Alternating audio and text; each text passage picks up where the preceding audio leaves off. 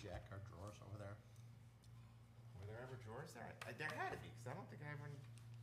I know we have drawers in the one over in the blue room, but I never remember seeing that empty spot there. Neither do I. I can't remember. Maybe the desk was turned around, the table was turned around the other way, so you never saw them. Could be. There were also those red chairs around it. That's true. I'm already unorganized.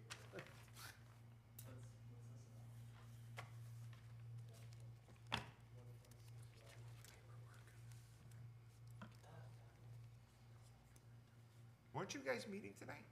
I thought there was I thought, the, land, whatever you guys, were meeting tonight, or no? I thought Terry, The 15th. oh, oh, you're not on Land Trust? Oh. Then never mind, because I think they were meeting tonight, they needed something, I don't know. Hey, Lance.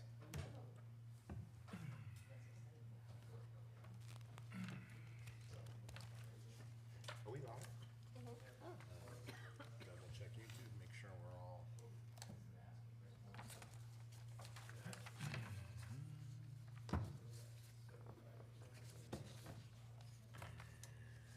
August 5th.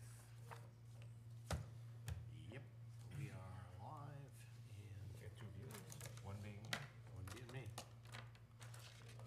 The other one's Lauren's house probably. It is, because the kids want to see. they want to see you on the big TV? That's awesome. Mommy's famous, mommy's famous. Love it. My daughter does the same. If she sees me, yeah, It's a big deal. it's a big deal.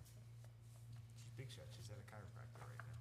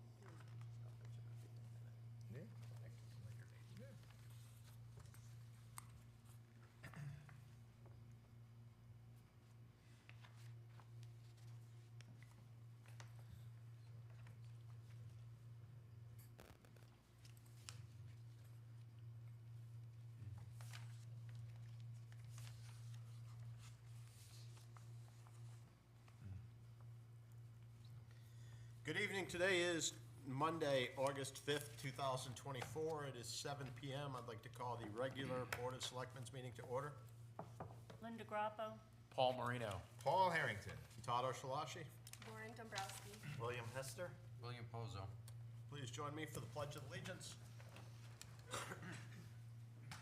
pledge allegiance To the flag of the United States of America and to the republic for which it stands, one nation, under God, indivisible, with liberty and justice for all.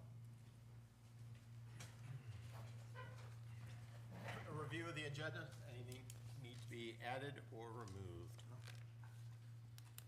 I have nothing. Seeing nothing, moving on to item number 4, approval of the special meeting minutes from July 9th. Make a motion to approve the minutes? Second. Thank you, Bill. Thank you, Bill.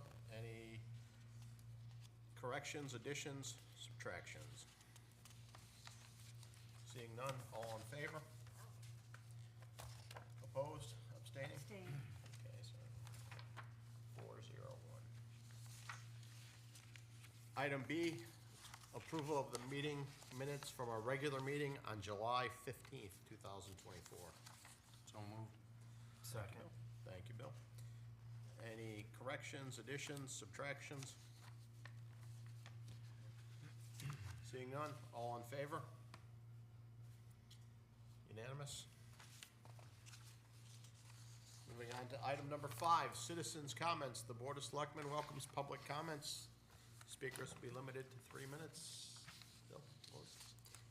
Seeing none, moving on to item number 6, Town Manager's Report. Thank you, Mr. Mayor. Well, I'm happy to report that we have an official budget for the town of Winchester. We will take action in a little bit in terms of the mill rate, but over the last, well, it was 3 weeks since we met last, we do now have a budget.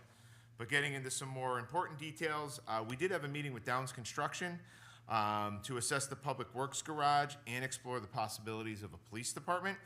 We have now officially issued the request for qualifications to gather proposals from firms to best utilize the space and potentially unlock additional funding. As you probably remember or aware, we did unlock $2.5 million from Congressman Larson's office on a federal direct spend. That will not obviously complete the entire public works facility, but we met with Senator Harding and Representative Case not so long ago, if you remember. In order to go and try and unlock some state funds, we're going to need some more than Post-it notes on a poster board to project what we're looking to obviously build. What we're looking to do right now is to go out to an RFQ. RFP is to solicit a firm to put together a feasibility study and an overall cost of what this project could eventually run. Some rough sketches, but this, dealing with facilities in the past, this will start opening up the doors. So when we go and apply for a SIF grant, was a recommendation from both the good senator and representative. We need to go in with a little bit more concrete evidence and concrete plan when we go and try and unlock potentially additional state and or federal dollars. So good news is that's out to RFP. I know this board was requesting the Bank of America building. Would that be a good police department? Would it not be a good police department? Well, we're gonna find all that out, and we're really gonna find out what do we really need for policing today, but also policing down the road.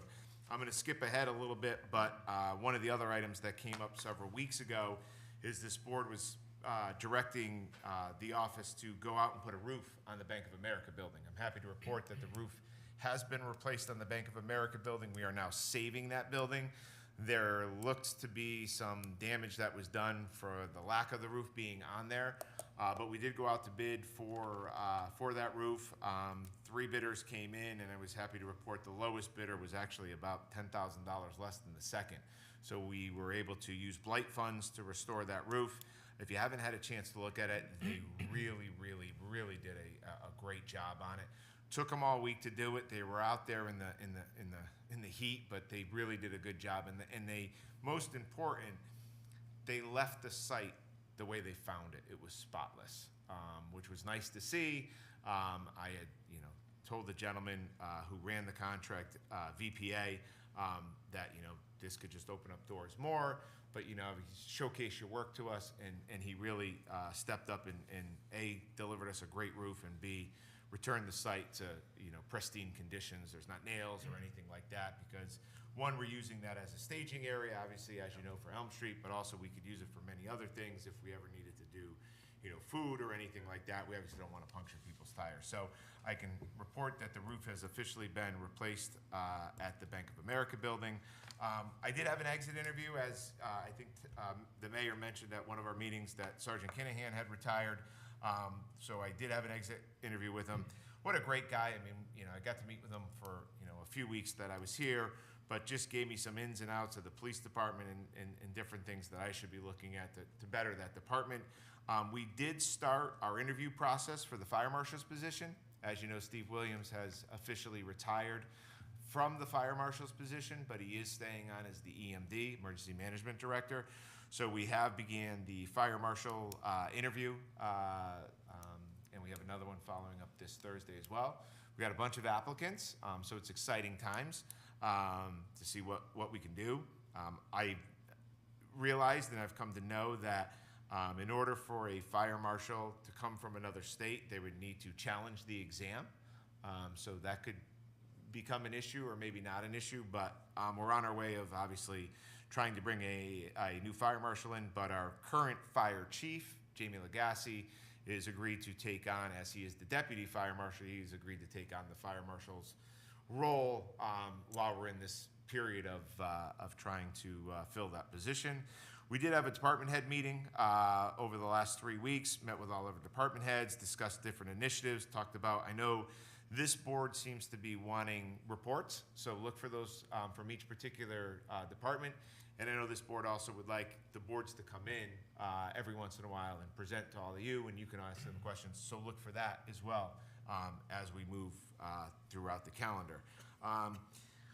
One of the big things on our agenda, or on my agenda, is community engagement seems to still, and I'm proud of this, but one of the things I stated early on is I have a very open door policy, and the community is coming in as often as they can and grabbing the opportunity to meet with me, discuss their concerns, discuss their praises, discuss everything that they possibly can imagine. So community engagement, which is great. I've got to meet some wonderful residents in town throughout the last few weeks as well.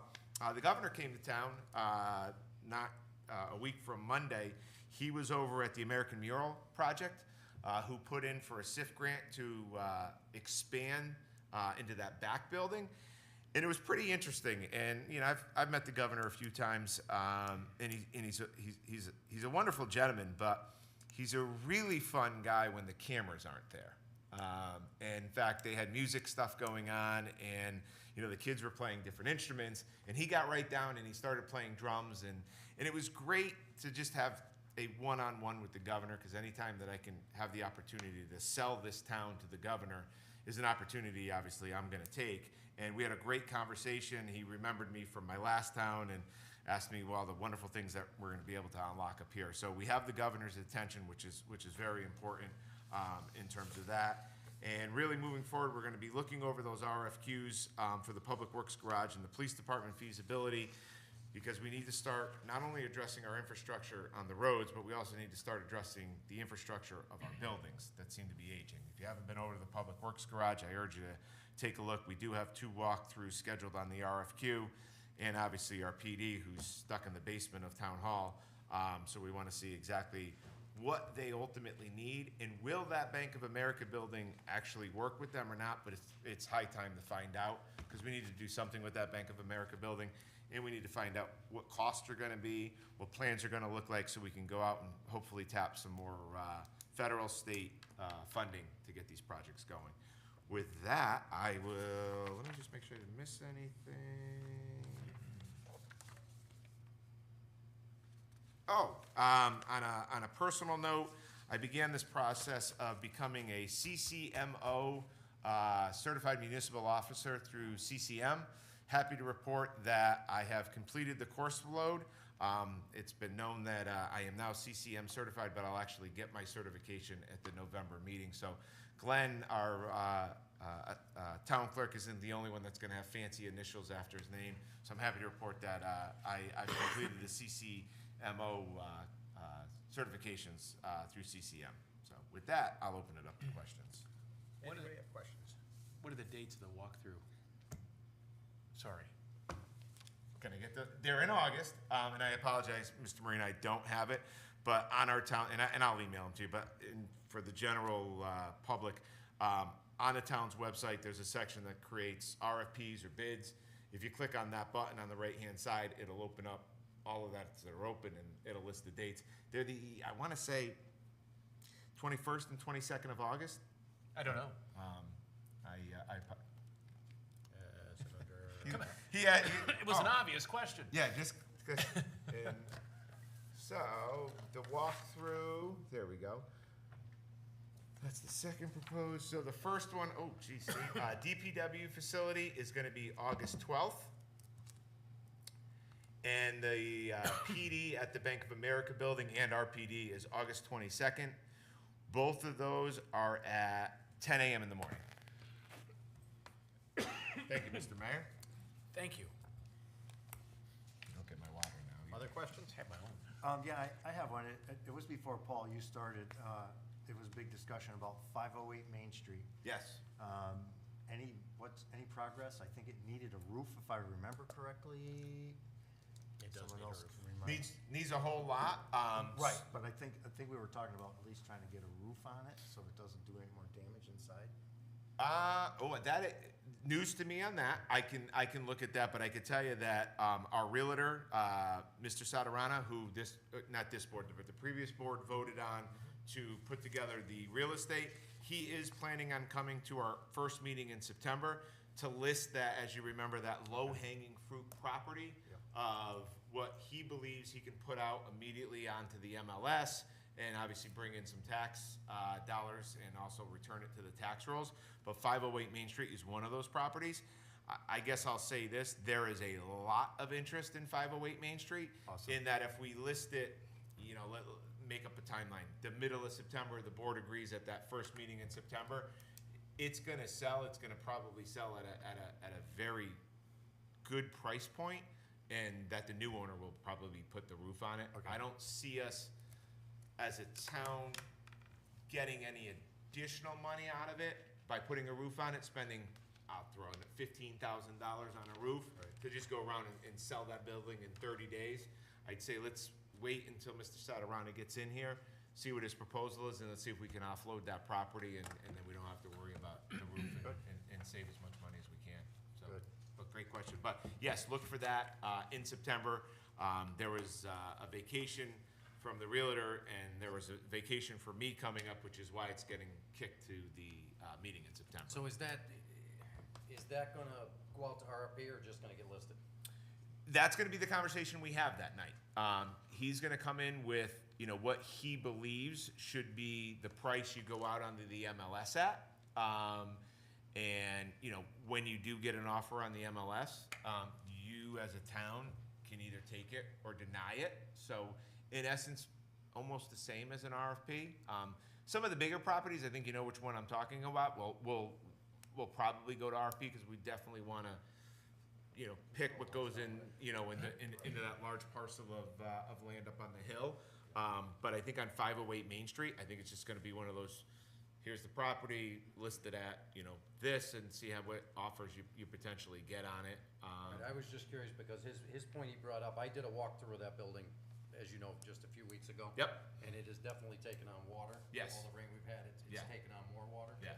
So with the timeline, middle of September, it's gonna just keep on taking on water. Yeah, and then we gotta worry about the snow. I mean, cause snow melts and turns into water, and that snow's gonna lay on that roof, so, which could create more of an issue. So that's gonna be a property that we wanna probably take action on sooner rather than later, cause it's only gonna get worse and worse and worse. It's definitely salvageable at this It is, point. yes. But, it's not getting any better. Several people have shown interest in that property, which is exciting, because I can't wait to see where the ultimate, offer letters come in at on that particular property. So we'll see, but I can tell you for sure that will be a property that the realtor does talk about when he comes in. Great, good. I think we had some discussion about that building at one point, probably, and again, we'll talk about this, I guess, in the early September, but I think we wanted to go RFP because the idea was not to have the same use that every other building on Main Street has, which is storefronts and apartments up top. There had been discussions of trying to sell off, I think they were even like condos or something at one point. Does anybody remember that discussion? Yeah. So, I mean, we might want to consider how it gets used. It's an extremely large, I don't know if you've walked it yet, Paul, but it's an extremely large parking area behind that as well. That comes off the back of High Street. Yeah, and I think we own that. Doesn't the town own that The piece of town property? does own that, yes. Linda's shaking her Yeah. head, yes. So. Yeah, the town does. Is that included? No, we will keep that parking lot. Okay. Yes. Oh, good. We will keep that parking lot. Well, I shouldn't say that, because it's gonna be up to the board. So, the original was that, Jim's looking at me. I'm not sure that's correct. I don't think we own the parking lot. I think We own the A property. piece behind. A lot, Right. yeah, There's that a lot. little, So there's a driveway that comes in to a parking lot. Then you cross over into a parcel that we own, which is 30 High Street. that's what it is. And then you have the 508 Main Street.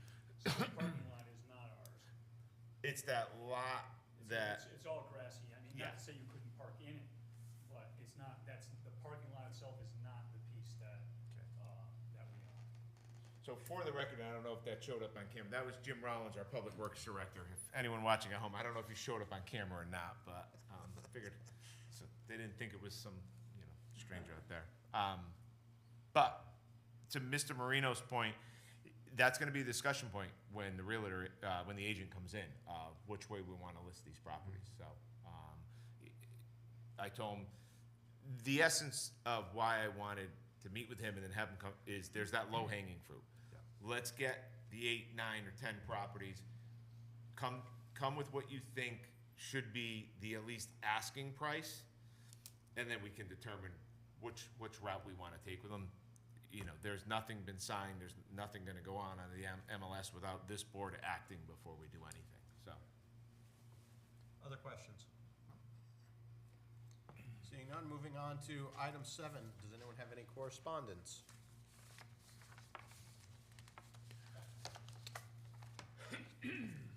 Item 8, boards and commissions. I don't have anything in my packet. I don't see any in the online packet, so we have nothing. Moving, do you have anything? I do wanna know if Glenn was here tonight, he did wanna talk about, abbreviating the way we do boards and commissions, maybe skipping that first step. Right. So we'll revisit that in the second meeting in August.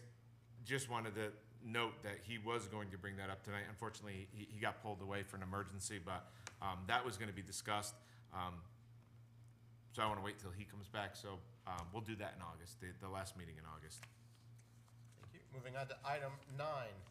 9A, discussion regarding property check, a fraud alert program for property owners. So this was gonna be both Glenn and I, and fortunately, I did get a chance to talk with Glenn before he had to leave early today. So you remember at was it the last meeting? We talked about that property check. There was the individual that was here on the July 9th meeting. He came up, he said, Manchester's doing this and a few other towns where you can sign up through COT and be notified that somebody is looking at your property. Now, I think I probably did a poor job when I described this. It's not actually your property that is being notified. It's your name that's getting the notification. So when you go in and you register yourself through this particular software, if anyone is pulling anything that has to do with Paul Harrington is going to get an alert. So the question came up at the last meeting, or when we spoke about this, is, well, what prevents Mr. Marino from signing up and getting notified when somebody's looking at Paul Harrington? And I can tell you, nothing. So today, I went into the clerk's office and sat with Glenn, and we did it through the town that I live in, because the town of Windsor Locks did sign up for this property check fraud notification. Glenn went in, acted as if he was Paul Harrington, and turned on a notification that he would get emailed, poor Glenn, but we actually used another email of mine, but he would get notification that somebody is looking at Paul Harrington. So nothing, the answer to the question that came up is nothing prevents any person from signing up and getting a notification about you. But on the flip side, nothing prevents you from also signing up as well and getting that notification. This does not prevent any type of fraud. What it does is alert you that there may be fraud coming, or it's already there, and act quickly. So there may be somebody that filed a lien against your property, you would get notification. There may be somebody trying to pull the deed of your property, you're gonna get notification, and anybody else that signs up for your name. Because your property is also attached to your name, that's where you're getting the notification, but it does not prevent the fraud from happening. It's telling you that A, something may be coming, or B, something is there. I guess it's easy to find out the day of somebody files something on your property versus 3 years from now. So came back, I think that was the biggest question that was out there was what prevents somebody else from signing up for nothing, because Glenn did it for my name today. So if somebody were to ever pull Paul Harrington in the town of Windsor Locks, I'm gonna get notification, and Glenn's gonna get notification.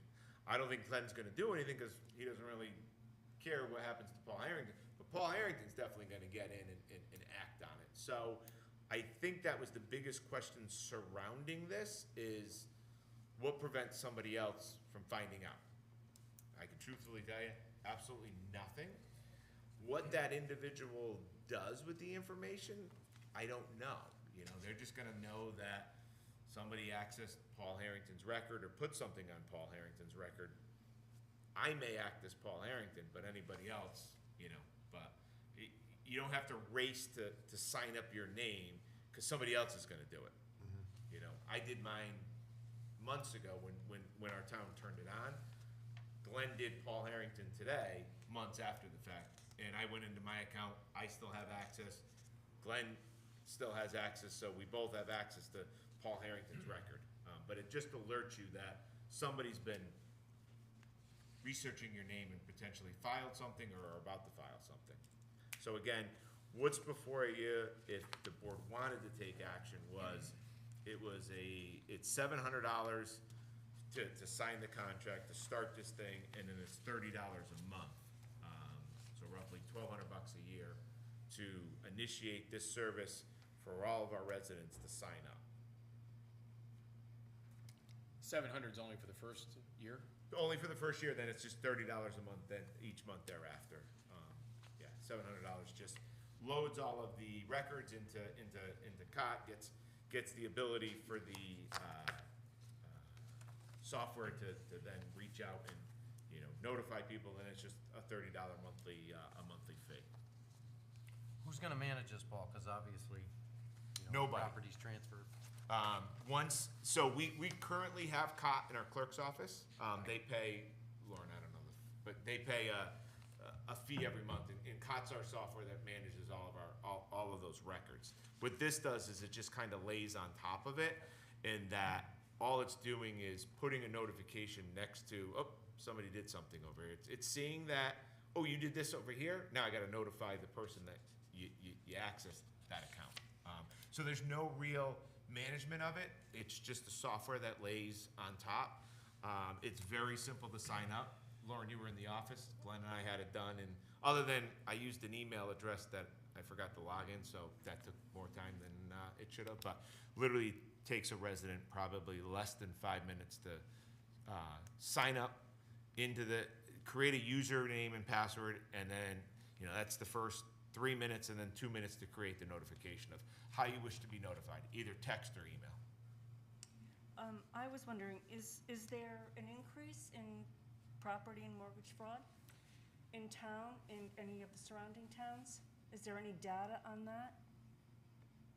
Great question, and I think I'm gonna answer it as, I don't think it's at a level of heightened concern, but I think it's at a level where it potentially has the ability to get to a heightened concern. So we're being proactive. We're being proactive, and I looked at, you know, small towns and big towns, I think it might, no, I didn't bring it. There are 169 communities. I would say that 1/3 has already signed up for this property check, in their municipalities. But you don't know in our town clerk's office if there's been any fraud? Not that I'm aware of. Okay. Yeah. And the other thing I was wondering, have you run this by Kevin Nelligan at all? I have not run it by Kevin Nelligan, but there has been, I think Glenn spoke at it at the first meeting when we talked about it. It has gone out into the clerk's world of attorneys, and they looked at it as well, because there's been a lot of questions of, does this put the town at any type of liability? Anything like that is come back that it doesn't put the town in any liability, because we're stating it publicly several times. It does not prevent the fraud. It's just notifying. You notice I'm being very careful and Yeah. slow when I say it. It's just notifying you that there could be or there is fraud happening on your property. So it eases the responsibility on the homeowner. It does. So it's been a long time since I've had a closing, but what happens to your title search and all that now at a closing? If there's a lien or something on your property, that comes up. So, what? So let's say you Okay. do a title search, Okay. right, on Paul Harrington. Okay, I'm gonna get notified that you did a title search. I'm gonna get the text message that, you know, Linda did a title search on my particular property. I'm gonna know that somebody was in my file looking, which is gonna either tell me, A, I know about this and it's good, or B, what's going on, and let me monitor my property, make sure, you know, somebody's not selling my house out from underneath me, somebody's adding a lien to my property. I'm gonna know right from the get-go as soon as you go in and access that title search. But again, yeah, bad players can do bad things. Yeah. It does not prevent anything bad. It's just letting you know that something could be going on or is going on. Other questions?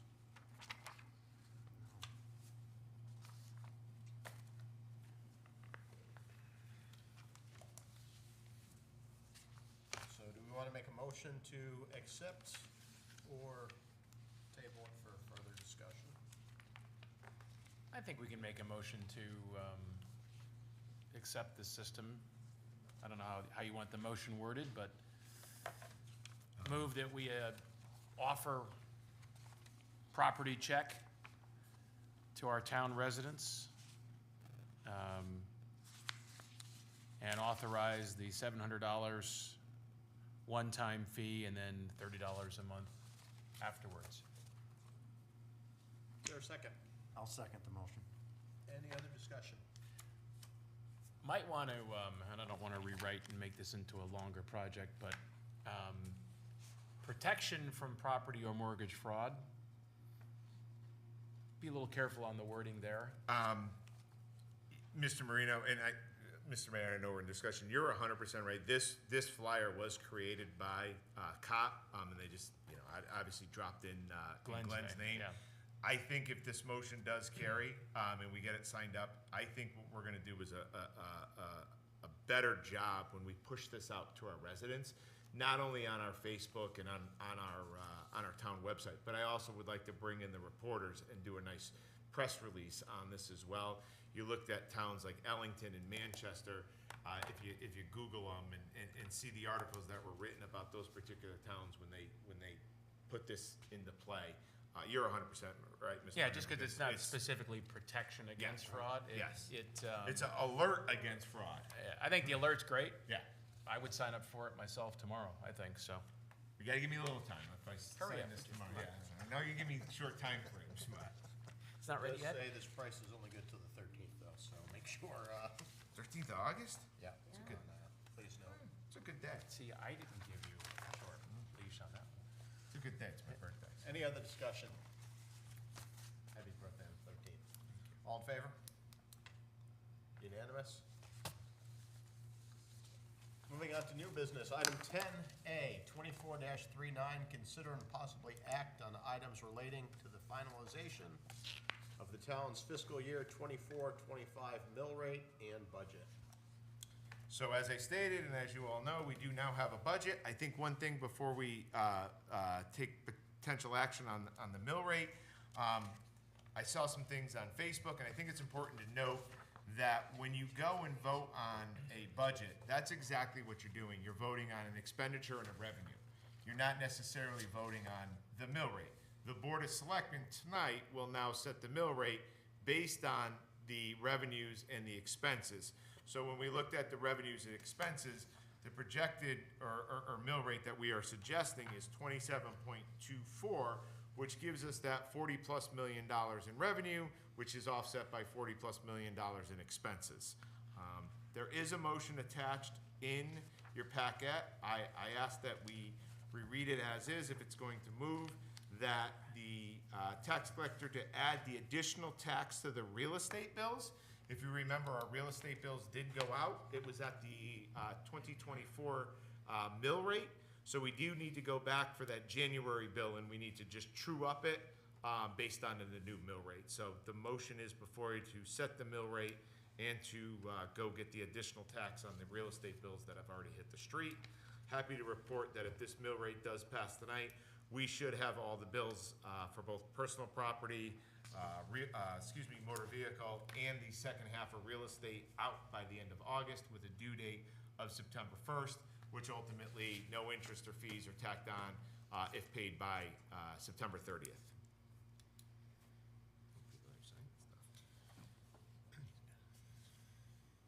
Do we have a motion? Okay, I move that the Board of Selectmen set the tax rate at 27.24 mils for real estate, personal property, and motor vehicle taxes for the year 2024 to 2025, and to direct the tax collector to add the additional tax to the real estate bills due to the mill rate increase to the second installment of the tax bill due on January 1st, 2025. Thank you, Bill. Is there a second? I'll second. Thank you, Linda. Any discussion? Seeing none, all in favor? Unanimous? Thank you.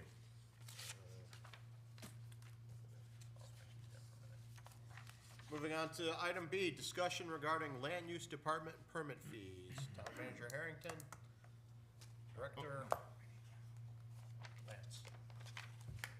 I have a tendency to just bring that in and then just give that to Ashley. Perfect. Thank you, Mr. Mayor. I have Shane and Lance here tonight from our building department. So if you remember back when I first started, back in April, I came in second day on the job and we sat down and we talked about the budget. And one of the areas that we increased in terms of revenue was our permitting fees. We felt that we were under projecting our permitting fees, but the other area that I called to your attention was that we were undercharging for our permit fees. So tonight, with team in tow, we are gonna go over where we projectedly like to go with our permit fees. I'd also like to note that Lance and I have been meeting a lot, that it's been 20 years since we raised any of these fees. And what hasn't gone up in 20 years? And the interesting part is when I sat and started thinking about tonight's meeting is, you know, wages go up every year, costs go up every year. Some of these fees aren't even truly covering the costs of what we have to do in order to push out these particular products. So, you know, when you look at it and you say, okay, well, advertising's gone up, you know, wages have gone up, and these people that are acting on all of these permits, their fees gone up, but, you know, these permit fees have stayed the same for the last 20 years. So with that, I'm gonna turn it over to Lance and his team, who's worked countless hours in putting this all together. I'm sorry, you guys don't have the handout. That's the next one. That's this one. I'm gonna take the opportunity to get up and stretch my legs, too.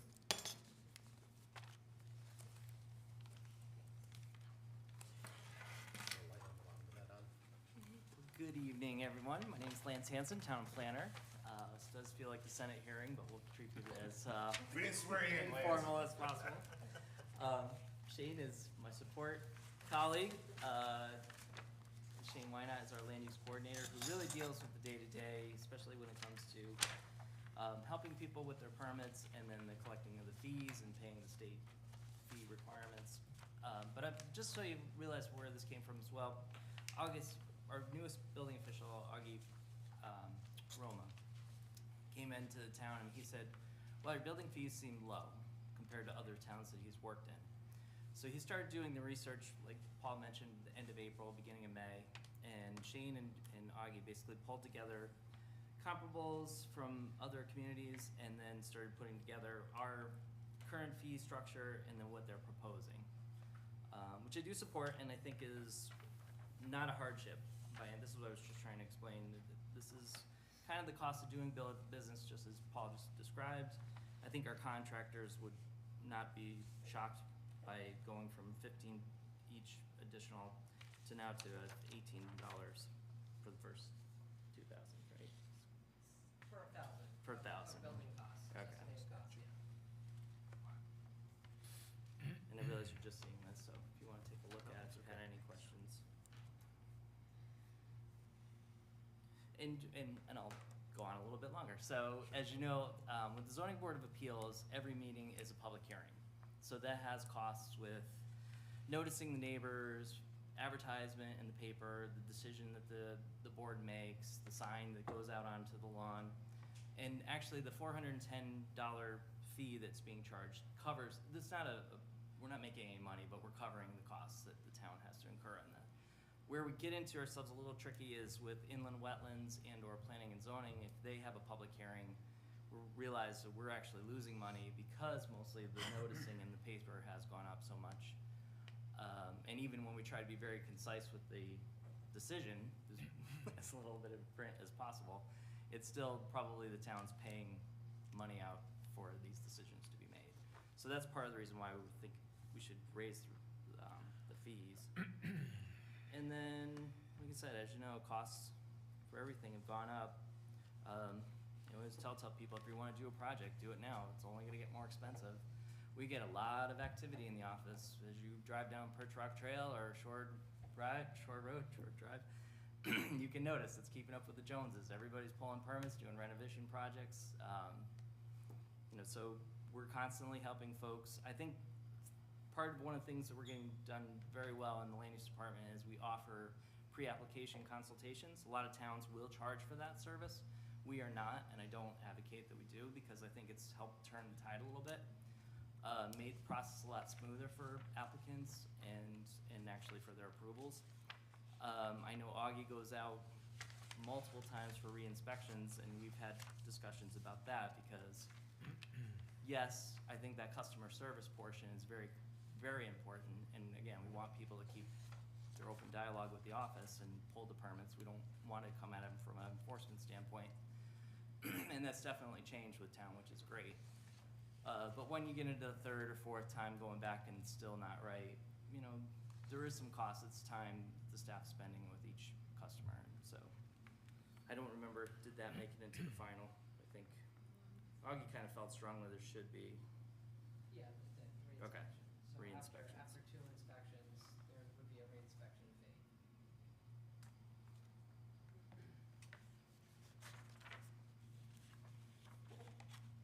So, sorry, Mr. Marino. As you see, we have the large seat, and then you have all of the research, and this was hot off the presses, behind it, different towns, everything like that, of how we really devised, you know, what fees we were gonna propose to all of you tonight. Really what it came down to is sitting back and looking at, you know, I know Lance said, you know, zoning board of appeals, we're just covering our costs well until the United States Postal Service decides to go up in their postage again. If you haven't seen the price of postage stamps, they continue to go up and up and up and up. So there's going to come a time where we may not be able to even, we're gonna dip into our own pocket for an applicant that's putting out, who's trying to do a zoning board of appeal. We have to, you know, alert the neighbors. Sometimes, you know, you're alerting a few neighbors depending on, you know, where the structure may sit. Sometimes you're alerting a lot of neighbors depending on where the structure sits. And with postage rates continue to increase, it gets pricey. The price of, you know, print paper, you know, the newspaper, putting an ad in, we do try and keep it concise, but, you know, we're finding that even the legal notices that are going in the papers seems to be getting more and more expensive every single day. So with that, I think we want to hear from all of you to see what you all think. And I think Mr. Marino was ready to go. A couple questions. First of all, do we, and Lance, I don't remember, you can refresh my memory, but is the newspaper an absolute requirement anymore? I mean, the silly part is, how many people get the newspaper that actually ever see that we're incurring that expense for? Is that in the zoning regs that is mentioned? State statute. It's still a state statute. It's so silly because nobody gets the newspaper. There's about 1,000 different ways to communicate that should be going on. So I can speak on that. Also, and why it's still a state statute is that it is keeping the newspapers afloat. Yeah.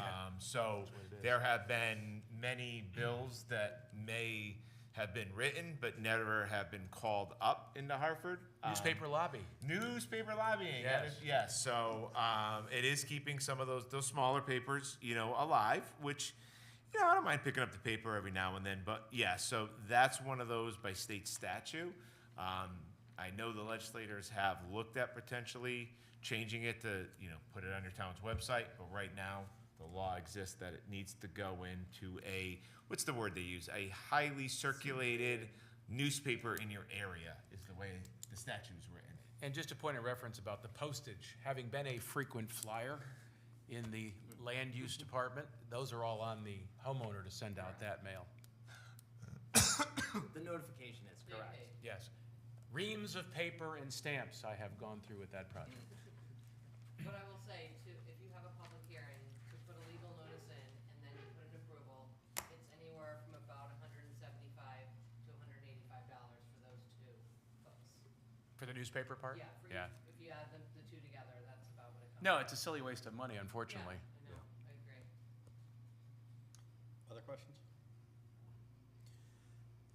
Lance, Shana, thank you for doing all this for us.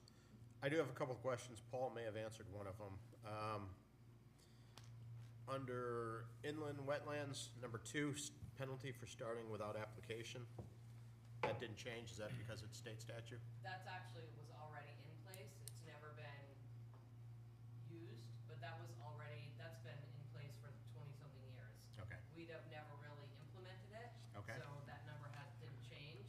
I think we will start implementing it, or maybe, we have obviously the ability to change that number if we want, but that was already in place before today, obviously, as you see with before and after, it's just never been really utilized. Let's see, So fees it's already related. in our zoning regulations. Okay, fees related to building permits, $300 for up to 3 hours. Do we have contingencies if it's over 3 hours? We do not. That is completely something that Augie Roma put into place, so we do not. Okay. We would hope that Everything would an be less inspection wouldn't be more than 3 hours. So that would, yeah, a massive job I don't see being taken on a weekend or off hours. This may be a particular, hey, I really need this. I know it's Friday night. I really need you out here because I got to move to my next step on Saturday. This is where this comes into play, where we do want to extend that customer service to the particular, builder or homeowner. But we also, if Augie's going out, it's going to be on the town to probably pay, that overtime. So we're asking, the particular applicant that if they're looking for that off-hour weekend inspection because they need to move to that next phase, that we recoup the cost that we're gonna have to pay that particular inspector to go out. Is there any particular reason why, under penalty for starting work without a permit, you have it listed as $200 for the first $1,000 of value? I think it should be, that was also Augie, I think it should be $200 flat. Okay, yeah, That's so, it, a flat okay. rate of $200. Yeah, I was wondering why the $1,000 was It there. should be $200 flat, just like the inland wetlands. And as long as the work was over 1,000, if it was a $500 job, I don't know. If it was, trying to think, I'm not a builder. I don't really think the cost of the job has really Okay. any reference to that. It's really more just, we're trying to get people to not start work without a permit, because they do. So that's created to be a deterrent down the road, no matter what the estimated cost of work is. Those are the only questions I had. Anyone else? Why is that so much less than inland wetlands penalty? Because inland wetlands is far more important. If you do something inland wetlands without a permit, it has far more consequences than a building permit. Sure, but if you're trying to stop people from starting work without any of these permits, is $200 enough to get someone's attention? Well, first of all, the $650 for inland wetlands is already in the zoning regulations, so we didn't come up with that number for this particular situation. It already was there. Where that number came from, I don't know. We did come up with the 200, and we just felt like that felt like a decent number for a building permit. Again, the inland wetlands was already in place.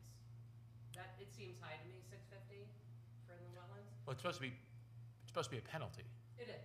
right? Yeah. So penalties are supposed to sting a bit, Yeah. right? I'm not sure 200 gets anybody from, If you look at the note at other towns, many towns charge a 200% permit fee. So you're coming in, paying the permit fee, and then we're whacking you times 2 as your penalty. I mean, And, it's right. certainly flexible, I mean, that's, open for change. And those total permits, when you look at $15 for each $1,000 of work, if you're doing a $500,000 project,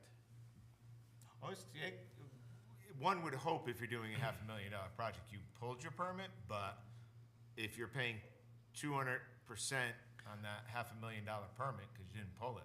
yeah, I'm not suggesting that we do the 200% of permit fee, but maybe something a little bit richer than $200, because there are a lot of projects around that get under the radar, Yeah. and for a variety of reasons, that's problematic. We're Correct. making more money. Well, safety also, all right, I mean, Yeah. I will say the neighbors rat each other out all the time. We usually know if there's shenanigans going on pretty quickly. But that's the good news, because then we can collect, because they've Right. started the project without pulling that permit, so we like those neighbors.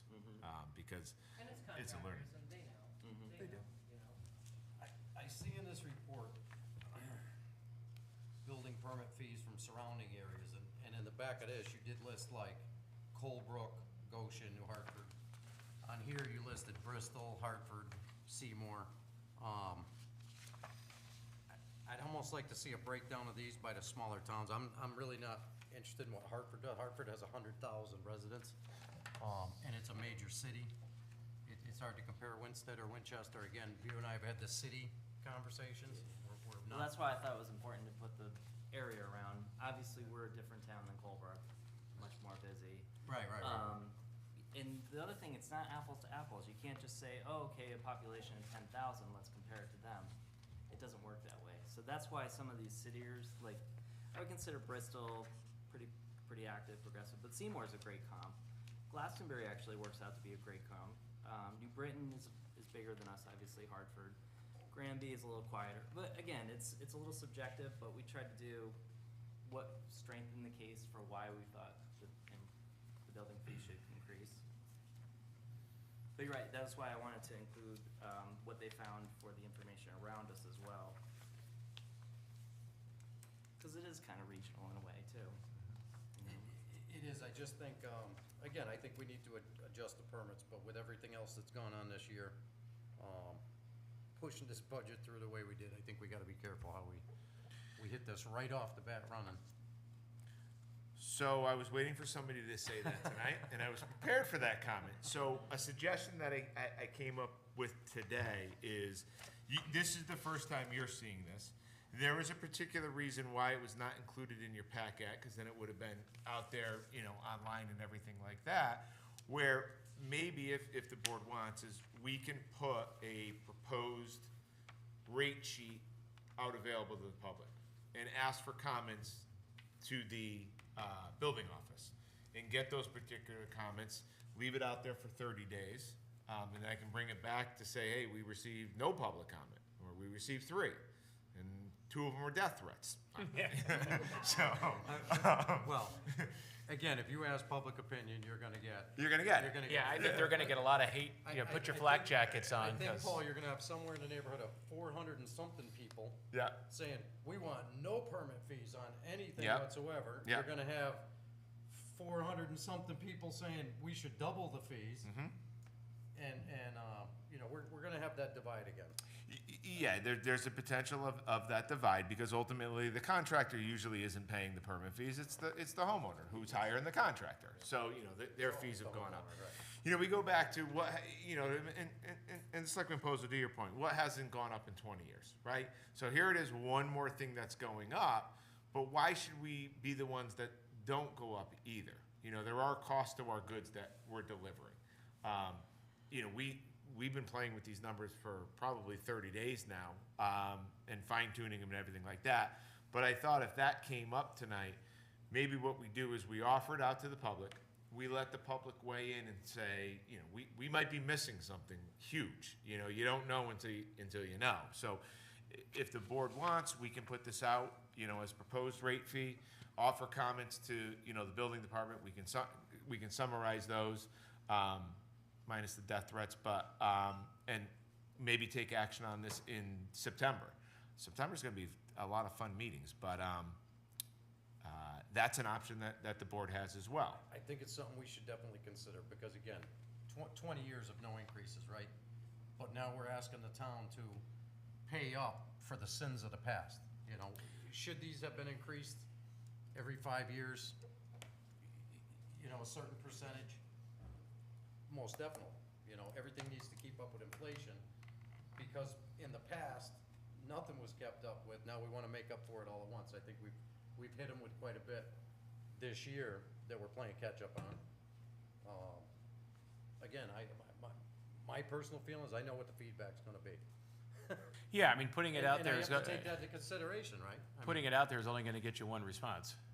Don't do it, right? I mean, Well, you may get some of those, probably may get a lot of them, but the other way to look at it is there, you know, in a short period of time, there's very reasonable people in this town. They can say, listen, I get it. I get that you haven't raised your fees in 20 years, but, you know, I'm gonna pick on something. most of the increases are like $15. We're talking, Right, I mean, just it's- look at Yeah, it. We're I get talking that, very Paul, but- minimum but- increases. We're not, I So guess. wasn't the last budget a very minimal increase? And we fought tooth and nail to get that through, I'm just saying. Can you put together for us, for each group, what it costs us for that project? So we can say. Cost of goods sold. Right. You know, within, you know, you can't be specific. Right, but ballpark. yes. You can be ballpark, okay. So, you know, if somebody needs a inland wetlands permit, what's it going to cost us, so we can say, this is why the fees have to increase? You'd never I- justify the building permit though for that, because the building permits are thousands of dollars. Right, but And we I don't just spend mean- thousands of dollars on inspections and Right, so, and that's, but that's, I'm talking more about the stuff at the bottom, not the actual building permits. So another thing that a lot of towns do is a lot of towns just do their like building permit fees, like on their online portals. And then they do all of their planning and zoning, inland wetlands, ZBA on paper applications. They don't do them online. So they have a completely different fee structure than we do. They'll have all these breakdowns. They'll have, if it's a site plan, if it's, if there's a public hearing. So you've got lots of towns that will charge pretty much the same amount that we will, but then if there's a public hearing, they'll charge another $100, because they know they've gotta do these legal notices. Because all of our stuff is online, it's not as easy for us to be able to do something like that, because it's online, so the fees are just set. So we don't really have the ability to add additional fees based off of if it's a public hearing, if it's not. As Lance was saying, almost every town charges for like a site plan review, they'll charge $150. We do them for no money at all, because we want people to come in. We don't want to deter people from coming in to give us site plans and have us review them, because it just gets them on the right page when they come for their applications. So there's lots of other things that towns charge for that we do not. So we're kind of compensating in other ways with these fees for those things. So just saying that other towns have way more itemized things that they charge for that we do not. And the Our- relationships that we're creating with the consultants, the contractors, the engineers, I mean, it makes, like I said, the whole thing much smoother, but it's also that great give and take.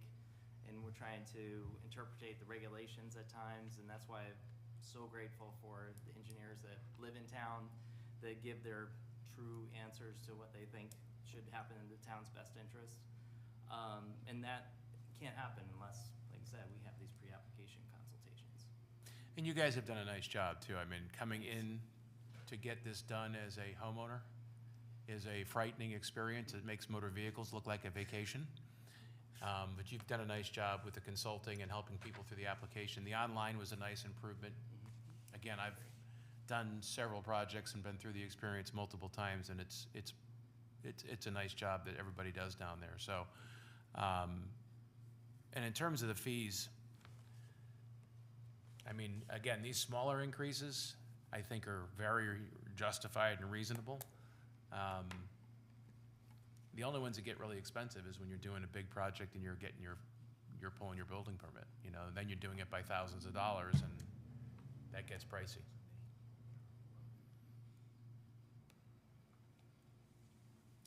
Board have any other questions? I'm just curious on the penalty starting without a permit to $200.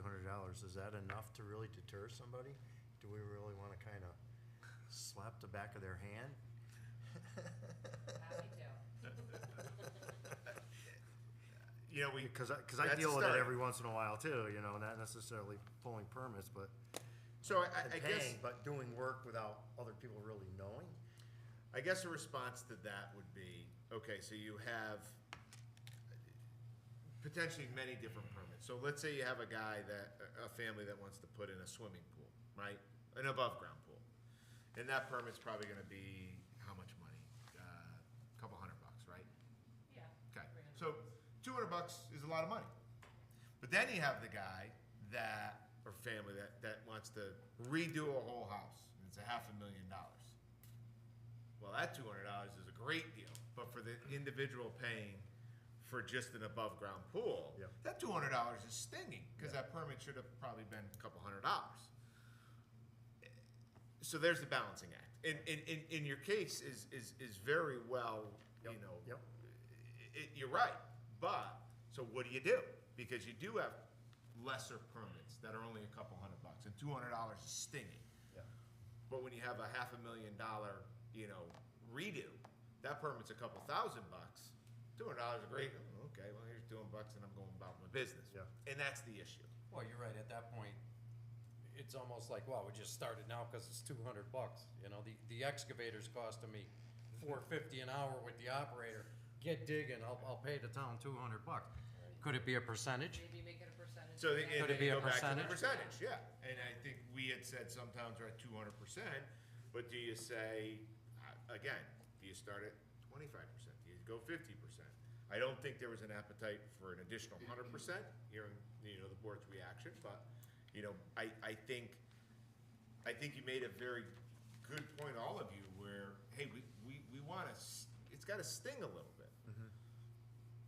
And now I sit back and say, okay, well, $200 on a pool permit, it is stinging, but $200 on a, you know, $500,000 renovation is, oh, okay, here you go. I agree. Yeah. When you look at the rest of the fees too, understand this, that if you're doing any kind of a addition or anything like that, they're tens of thousands of dollars before they get to the building permit, right? Because we require engineered plans for inland wetlands, we require stamped architects for the permit. I mean, there's so many requirements along the way. I mean, I think that was $15,000 before we put a shovel in the ground just to get through the whole process that included all this as well as all the requirements. So if you're gonna go up $15 on your application fee for inland wetlands in the scheme of the whole project, it's pretty insignificant.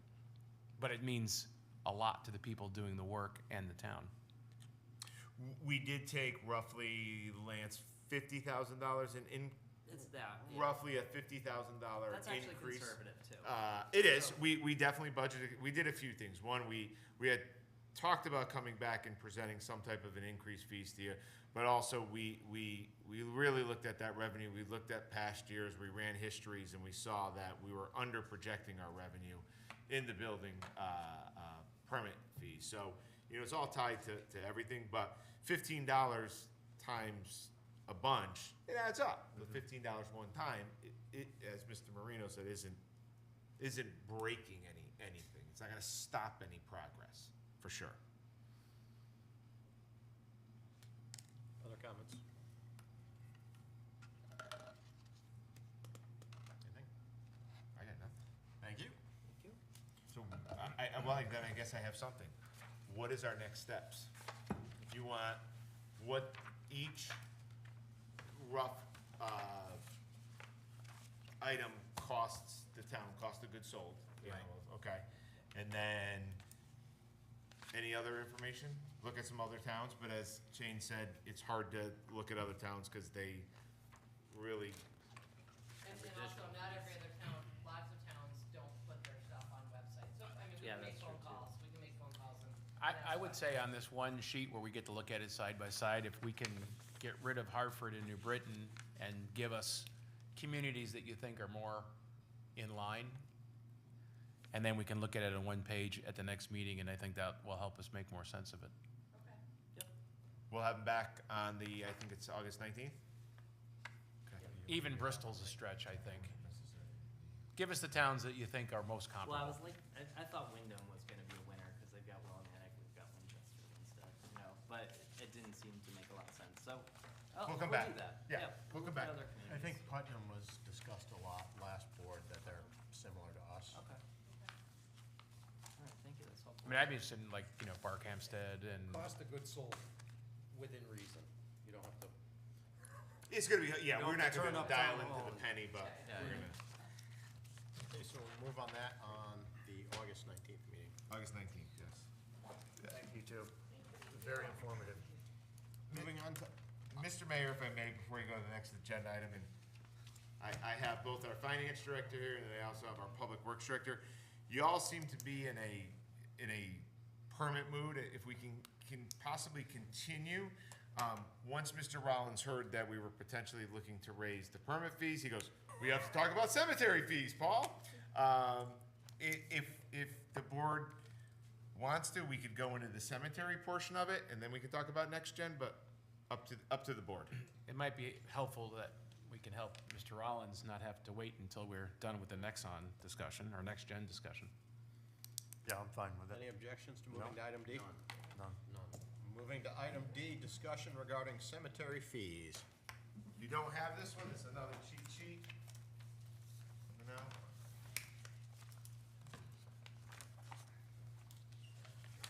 More paperwork. We do a lot of work for that. Like to keep things pretty for you guys. For the record, Jim Rollins, Director of Public Works. And Public Works also manages the cemeteries.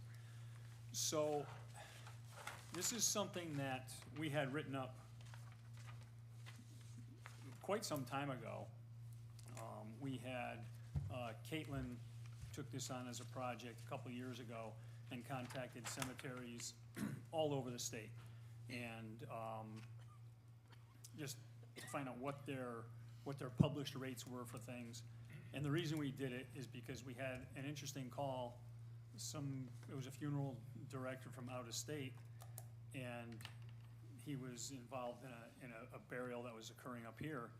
And when he saw our prices, he's like, "Wow, I should just buy them all." And we're like, "What?"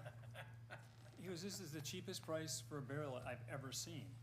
And he says, "If I wasn't so far away," he says, he just couldn't believe it. So we just thought we'd start looking around. And sure enough, we're terribly low priced on everything we do. And kind of the one thing, I look at this fee schedule kind of in two opposite fashions. No matter how much we charge, it doesn't matter because we're losing money forever. Eventually, we have to maintain these cemeteries in perpetuity, forever. So, what's that cost the town? It's an insane amount of money. You know, we're still maintaining, you know, graves that were put in some places in the 1700s. And 200 years from now, we're gonna be doing the same thing. 1,000 years from now, we're gonna be doing the same thing. So, is it completely pointless at all to raise the rates? Because you're already losing, you know, your return on investment is beyond ridiculously negative. At the same token, cemetery space we're running out. So if you don't price it accordingly, you'll just get people buying here because it's cheaper. Believe it or not, people do price out where they get buried. It never would have occurred to me, but, you know, people do. I think, you know, people that are residents, you know, definitely deserve a break, and you'll see that there's, you know, it's more costly for non-residents. So these were just numbers that we took, you know, on the main sheet, you'll see our current rates are in the black ink and the proposed rates are in the red. And it's just, you know, it's just what we came up with. We dissected all of that, and I'm not even sure everything you have there is the stuff that they found. I think it was just the stuff that seemed most appropriate. There's fees that other towns do that we don't do. there's services that they offer that we don't. You know, every cemetery has different regulations. We don't maintain the headstones, some places do. That's really up to the families. If it's something that we damage or it gets vandalized, you know, sometimes we get involved. So, you know, it's, the services we offer is a moving target to some degree, and no matter how much you charge, you're still losing money. And again, no decision needs to be made on this. This has been sitting in this form for, you know, quite some time. But when Paul was talking about, you know, those fees, I just asked him, well, what about the cemetery fees? And he didn't even know this was sitting on his, you know, sitting in the town manager's office, buried somewhere. So I said, well, let's throw it out there just so you can take a look at it. I'm happy to answer any questions, but I haven't really even looked at this in about a year, so it's not real fresh in my mind. Questions? I'll just note that you did get 2 pages, so you got the lengthy one that shows us in comparison with other towns, and then you have the 1-pager of our current fees, and then in red is going to be the suggested increases that we go. So just if you needed a little help with trying to figure out what was in front of you, that's what's in front of you. So again, you're not looking at absolutely, you know, substantial increases, but when you look at us compared to other towns, we're massively undercharging. And when Mr. Rollins said to me that, you know, people are deciding to get buried here because we're inexpensive, that raised a lot of flags. I was like, wow, okay, so we gotta look at that. So Jim, there's some things on this one that aren't, they're empty. Why do we not charge for that, or never thought about charging for that, or? Yeah, it was something that other, you know, other places did. That's why it got a column. Okay. And we looked at it and thought, yeah, should we not? And again, at the time, this was just an exercise that we were doing to be prepared for this moment if it came up, not knowing that it really would. You know, the whole thing can be relooked at. But since the topic was before us, I didn't want to miss the opportunity. I'll note, because I think it's important, I mean, you look at, you know, a veteran burial, we're free, where other towns are charging to bury its vets. So we can sit back and, you know, we can say we're proud of our veterans, you know?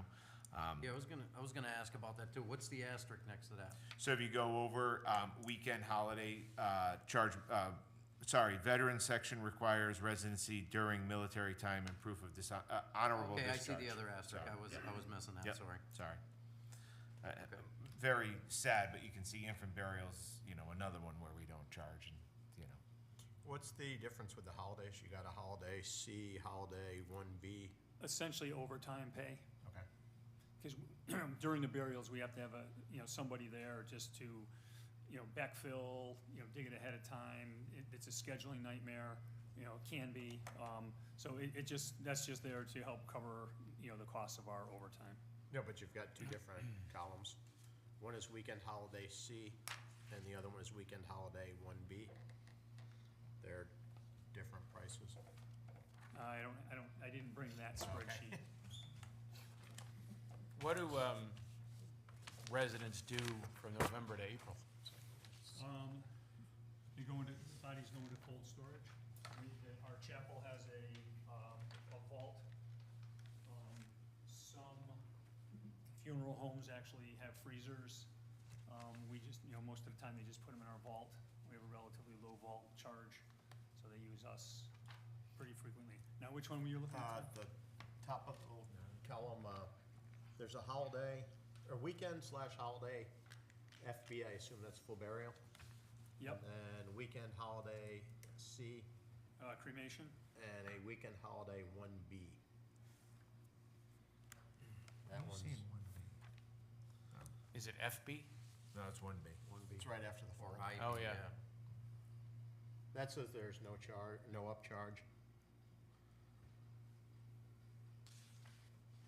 Don't know. Is that maybe a Sunday burial? It's a it's a 1B. What are we classifying as 1B? Don't know. Infant burial, it's on the bottom. OIB, right. Ah, There you go. and that's why. That answers That your answers the question.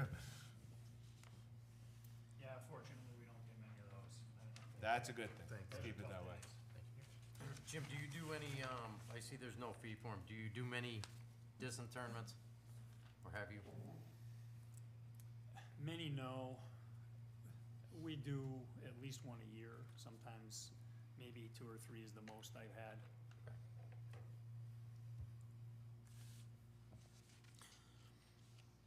And all the extra fee, Jim, this is also to help maintain the cemeteries, mowing and weed whacking, the guys coming out and checking it all out too, and Yeah, I mean, we do take care of that in our operating budget, and I don't budget for any revenue in the cemeteries. You know, over the year, you know, what do we do? 30 burials, so it's not a giant revenue source, so I don't really count on that. Whatever we get just ends up going back into the general fund, which gets allocated in towards budgets, you know, the following Yep. year. But yeah, there's a lot of maintenance, you know, we pay, I think last year's, yeah, I don't remember that number, but we have to mow, you know, I think there's 20 mowings a year, there's spring cleanup, fall cleanup, and then tree work. I spent more on trees, taking trees down at the cemetery last year than we brought in all the fees, you know, all the fees put together. And I have to do the same this year, so it, like I said, it's a money loser, no doubt about it. It'll never, ever be a money maker. We have what, 4 active and a couple of, So we have, I guess I would say 3 active. Forest View has the most activity, Center Cemetery on Grove Street, and then Winchester Center. what about St. Joseph's? Is that ours? That's not ours, that's Catholic Church. Yeah, back to my question before about, and I'm seeing miscellaneous services, I guess, which is the vault you were referring to. Yeah, probably. Is that $200, is that a one-time fee? That's not like a monthly fee? No, I think that's just a one-time. Because some of them could be 6 months, right? If it's a November. Could be. Interesting. So who pays that? The funeral home or the family? Well, we get it through the funeral home, Okay. if there is a funeral home. If there's not, the family would pay it. But yeah, there would be a funeral home for that. I don't think we've ever done one without. But then, you know, the funeral home would back charge the families, so. And at one time, were you expanding up in Winchester? The intention is to still expand up there. We got a lot of things on our That's- plate, okay. and that never seems to make it to the Okay. top of the plate long enough to get finished. We did just mow it again. We've got well, we don't need to get into the details of it, but the short answer is yes. Okay. Thanks. Again, food for thought. You know, we don't need any kind of a decision tonight, but we wanted to get it in front of you, just kind of give you the, you know, kind of the lowdown, see the background, the backup data. And I wanted to be here to plant that seed in your head that no matter what we charge, these are financial losers. There's no 2 ways about it. Well, it is pristine. It's a beautiful cemetery. You do Yeah, a nice it- job. it's very it's impressive. improving. We've done a lot of turf management in the last couple of years, Yeah, and that's starting to nice. improve things, so we're sneaking up on it. If you have any other questions, I'd be happy to. Good, Jim. Thank you, Jim. Thank you. And thank you for moving me up in the agenda. I really appreciate that. Anne Marie's not gonna be happy with me. Just so would you like to see this again, not see it again, any information you need? Just so I'm prepared, so it doesn't get lost in 2 years from now, Mr. Rollins and I sit down and say, hey, we never took. Like a 3-month reminder on it, maybe we'll review it again quick. Give us some time to digest it. Anybody wanna revisit it? Or are you not interested at all? I don't know why we don't, I feel like if we don't move forward on certain things, they sit here and we'll never get, I mean, how long's it been on the top, on the pile? It was, I think we started this 2 years ago. It probably took us, you know, between interruptions. It probably took us a year to put it together. And then, I don't know when we submitted it to the town manager's office, somewhere between Josh and Paul. So this is all a few years old, what we're looking at Yeah, here. yeah, true. Yep. Is the recommended changes, or is that fresh? We haven't touched that either, So that's also a couple of years old. Yeah. So the fees could have gone up, but honestly, I mean, from day one, when the town decided they were putting in their first cemetery, they knew it was gonna be a financial loser then. Yep. I don't think any town's ever gone in saying, hey, let's make open money. 6 cemeteries, cause this is gonna be a great business. Yep, for sure. Um, I don't think so. It's something we kind of, every town has, right? Yeah, it's just how much of a loser, you just don't wanna make it so inexpensive that you're taking Right. the services, From other towns. from locals. And that's a good you know. point, because if we're gonna maintain it for the community, then we really should act on these, because the non-resident is something that's new, that's not, well, that's been adjusted, I should say, to accommodate that, so. I make a motion that we accept the the cemetery fee schedule increase as submitted by the Public Works Department. I'll second the motion. We have a motion, we have a second. Any discussion? You caught up? Discussion? Seeing no discussion, all in favor? That was to accept or approve? You To made the approve, motion I'll to amend, I'll accept. amend the motion to approve the fees as you've presented them here. Got that? Second still good? Yep, second's Okay. still good. All in favor? Opposed? Abstaining?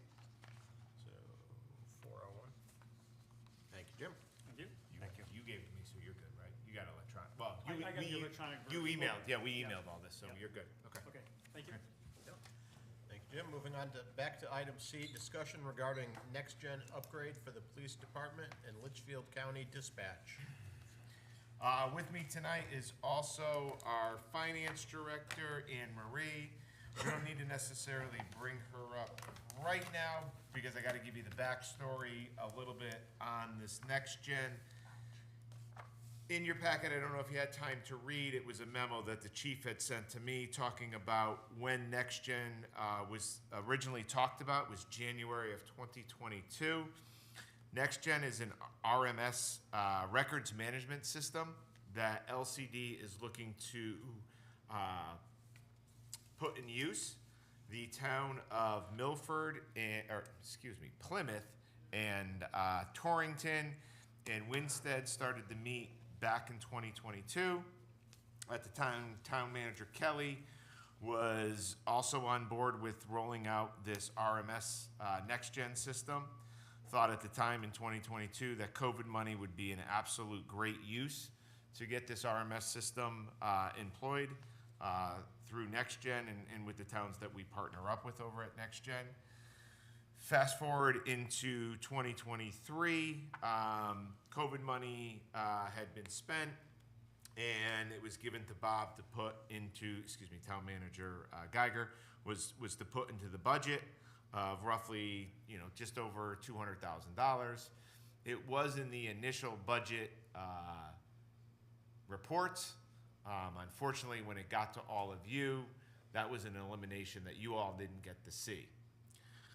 I was brought into this conversation about 2-3 weeks ago with RMS that the town of Torrington and Plymouth have agreed to go forward with the Next Gen system with LCD, which leaves us hanging out there. They all went out with it because at the time, back in 2022 and in 2023, the 3 towns sat down and said, yes, we need to do this. We have inadequate software. We're not doing everything to the best of our ability in terms of dispatching, reporting, crime statistics, reporting to the state agencies, all of that. What this system does is it cleans it all up. You could see that there's 169 towns, and this yellow sheet here says that's how many towns have now employed the Next Gen system. There's plenty of towns out there. So what's coming before you all right now is that we're in a tough situation in that the two towns that we partnered up with into LCD have agreed to go forward with the next-gen system. I did not feel comfortable signing any type of a contract because I don't have a funding source to employ this next-gen system. Talking with LCD, talking with other towns, talking with our chief, it puts us in a very unique situation in that those two towns are going to employ the next-gen system. If Winstead does not sign in, do the two towns sign up and take the cost on, which leaves us completely out with not being able to participate in LCD, which now gives us a whole nother dilemma of what do we do with dispatch? Or do we figure out a way to fund this, and I should get into the funding of it. If you all have this page, I see the mayor does, it should be included. It first starts with the memo Yes, the there, first- and then on the first second page. page. Yep. So let's slowly walk through roughly what this is all gonna cost. The implementation one-time fee is roughly $168,000. There is an annual maintenance fee of roughly $20,000. That would be for 1 year in that we still have our current system, that we will not completely exhaust all of that money. But moving forward, the annual maintenance, which is set into the police budget, is roughly $21,000 a year. So that's a fee that, yes, we're gonna have to pay 2 annual maintenance fees, but as soon as we can turn off the current provider, we will return savings back to the town.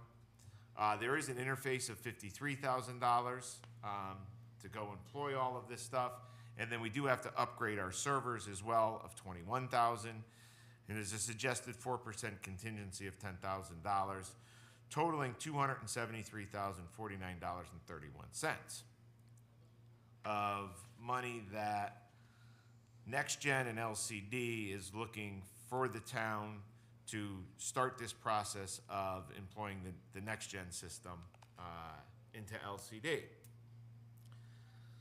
My flags went up and said, well, I just passed the budget. This wasn't in the budget. I don't have $273,000 to give you. Town of Plymouth, I got an email yesterday, I'm sorry, it was Thursday, felt like yesterday, that the captain of the Plymouth Police Department wanted you to all be informed that Plymouth is clear to sign the next-gen agreement. The mayor is allowing us to proceed without attending the town council meeting based on the option Dan provided us to pay for our portion of next-gen interfacing on July 1st, 2025, so we can put it in the next budget year. The good news is next-gen is willing to front the money as long as we pay them in the in the budget of 26, I guess, because we're in the 25 budget. So if I still didn't feel comfortable, if this board thinks that the next-gen software, well, we have to do it, but signing a contract that commits the town to roughly a $273,000 expenditure, we have an option. Anne Marie, Tom, and I met this morning, very similar to what we did with the school roofs. We can report roughly, and the numbers are still being put together, there will be roughly $1.1 million of revenue surplus in last year's budget. That's the, excuse me, 24 budget that just ended on June 30th. We could earmark $273,000 of the revenue surplus into next year's budget. Just knowing full well when I present to you a budget next year, this would be an item in the capital budget that cannot be cut because we will have committed, similar to the roof projects that we did with the schools, that we could not cut it. That we would be looking at least $270,000 of surplus money earmarked for the next-gen project to upgrade the software into RMS. I have a question. Sure. Can the implementation, the LCD interface, and the servers be done with capital, from the capital budget as opposed to the operating budget, since they're a one-time investment? Yes. Anne Marie, do you want to come up? So that is what I am suggesting, that it would be a capital item in next year's budget, but we would be using as similar as we used $2 million in this year's, excuse me. So you, hold on. Let the finance. We had a long meeting this morning about this. Sorry, when we're done, I do have some ACFRs from '23, if anybody wants a hard copy, so I did bring them with me, just a side note. I'm sorry, what was the question? So, Mr. Marino's question, Selectman Marino's question was, can we do the software implementation, the interface, and the Southbridge server be used as a capital? So you would, the majority of it would be a capital. The piece that wouldn't be a capital would be the operating, would be the annual fee. So the 19,500, we'd keep that in the operating budget. So we would have that, and like Paul said, you would have some overlap of time. So we would take some of that and we put that in the operating budget. The implementation piece of it, the rest of it, would all go in as a one-time capital. What we are suggesting and what happened in, and Selectman Grappo can attest to this, what happened with the Board of Education for the Gilbert roof replacement. In the fiscal '23, the Board of Selectmen agreed that they would commit fund balance from the Board of Education surplus from fiscal '23. That $200,000 that was put into committed fund balance for fiscal '23 was then added as a line item in the fiscal '24 capital expenditures as the Gilbert roof replacement. That money to fund that capital was then taken out of the committed fund balance from the prior year. So the suggestion would be to take an earmark or commit, is what you would have to vote on. You would commit some of the surplus from fiscal '24 to be used to fund a capital, which would then have to become a capital line item in the fiscal '26 budget, next year's budget. That could not be cut. It would have to be a line item. It would not have any impact on the mill rate in the coming budget that we will start in January, because you've already committed those funds from the year that we are just ending. So we have an approximate revenue, just a revenue surplus right now, so property taxes, investment income, et cetera, of about $1.1 million. So we do know at a minimum we should have at least $1.1 million of surplus. Don't know what that expenditure side will be yet because we are not done closing the books. But just looking at the revenue side, a lot of it's being driven by our investment income. So you will have funds available once we close the year to commit some fund balance. It would allow me the ability to execute the contract because we have the commitment, but I did not feel comfortable signing this contract without bringing it to the board, knowing full well that we are, earmarking $250,000 roughly of,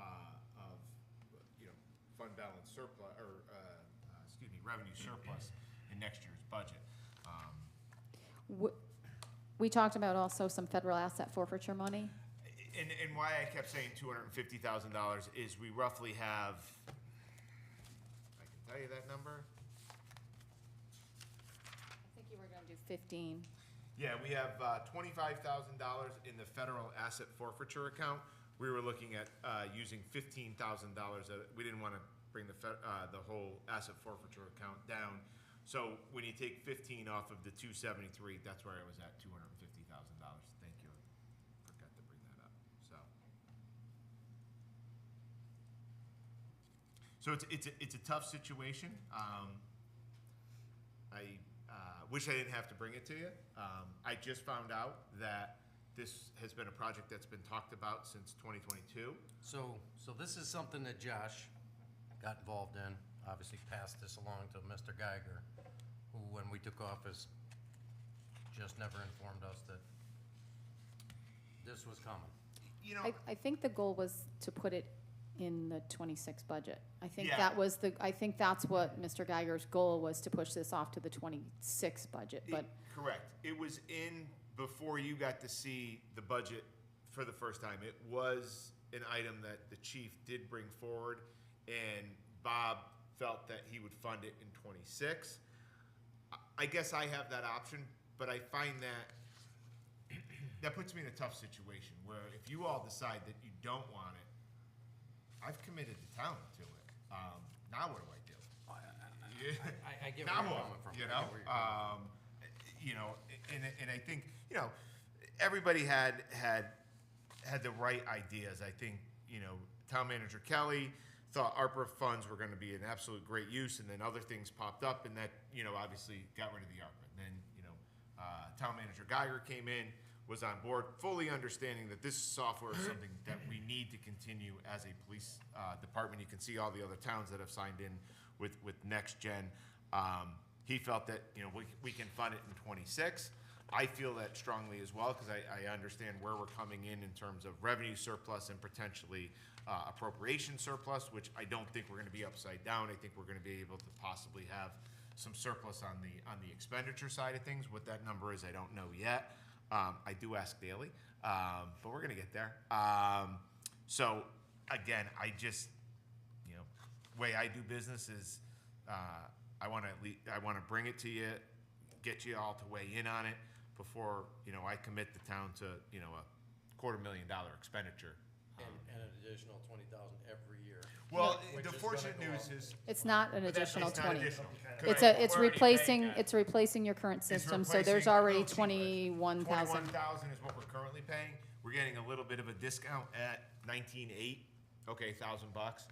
So that's not going to be a new line item. That's something we're already paying a yearly fee for our current provider.